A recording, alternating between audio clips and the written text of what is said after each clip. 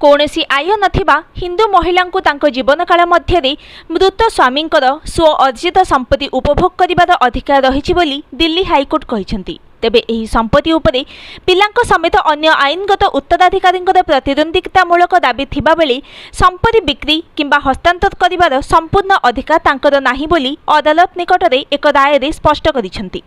अदालत एक मामलार शुणाणी करुथिले जेउठारे स्वामी तांको पत्नी को मृत्यु पर्यंत संपत्ति उपभोग करिबार अधिकार देबा पई एक विस्तृत इच्छापत्र देइथिले एवं तापरे संपत्ति किपरि उत्तराधिकारी को हस्तांतर हेबो ताहा मध्य निर्धारण करिथिले। हिंदू महिला क्षेत्र में जो मानकर निजर रोजगार न थई पारे सेमानंक स्वामी द्वारा प्रदत्त संपत्ति पाई थांती। स्वामी जीवितावस्था संपत्ति को स्त्री नाम इच्छापत्र करि पारंती। स्वामी देहांत पर महिला जेपरि निज पिलांक उपरे निर्भरशील न हुअंती सेथिपाई एभली सुरक्षा जरूरी। एभली